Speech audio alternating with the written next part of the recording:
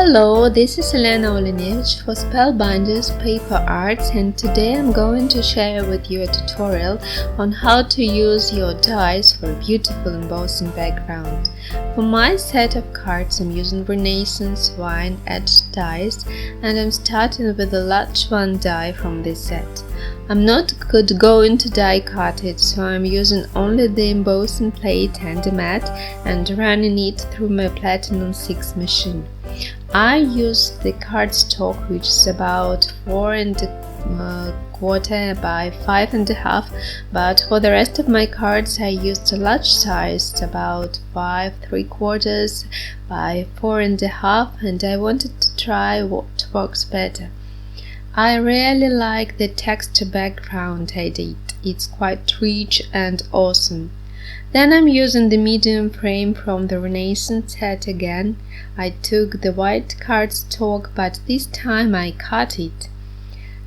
And to remove any excess after cutting, I use my tool-in-one. It's quite easy to do with it. And to separate my white frame layers, I took the floral papers there from Maja Design. And this time I cut the paper with the labels 40, die the medium size, and to get a more edged die I suggest you to run it through the machine with the embossing plate, and you will be astonished by the beautiful pop-up edge. You can see that my white cardstock is of different size, and I mentioned already that you can skip this and make them all of the same size. And for my other card I tried to put the vellum on top of the medium frame and left the edges free from the adhesive and mount it on the vellum on the foam for a more dimensional look. But for the card I'm working at the video, I'm playing with the papers. I was not sure what shape matched better for my card, so I die cut the rectangle from the same labels 40 die and an oval from Classic Oval large set. And again, you can see the difference when you are embossing the papers you have already cut, and you can see the texture on the cardstock. I was not sure if I need to put my layers horizontally or vertically, but then I decided that I would make all my cards following the same sketch. So I took the floral paper that I have already cut with the labels 40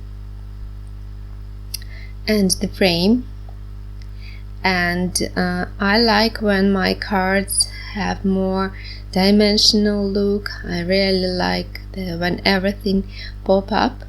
So to separate the layers, you can use the foam pads or the foam, and it's quite easy to pop them and place on the back side of your cardstock.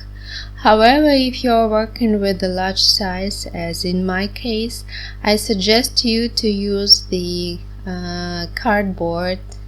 You can use any thickness you have, and you only need to cut out the shape that will suit your paper layers, and of course you need a strong adhesive.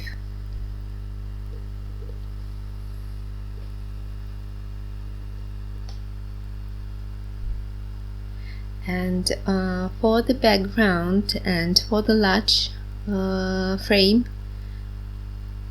you can adhere it to the base with no mounting. However, if you like when your cards are really busy, textured and dimensional, I suggest you to put extra layer of the cardboard or the foam onto this layer too.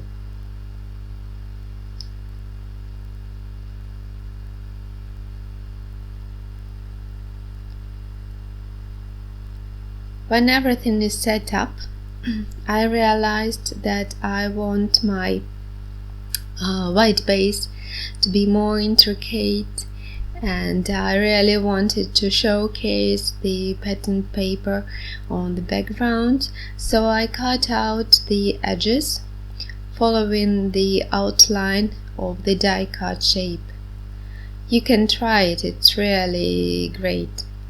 And to put the sentiment, I stamped it and die cut with the small frame from the Renaissance wine set again, and all you need to do is only to use the foams for it, and as I have already made 3 different cards, I stamped with the different color. You can also try this tip. And to make it look more feminine, I'm adding the pearls onto the edges, and also you can add the pearls on your sentiment.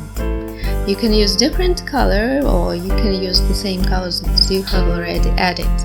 I really like these colors, and I really like the textured background of my cards. Thank you so much for watching me, and bye!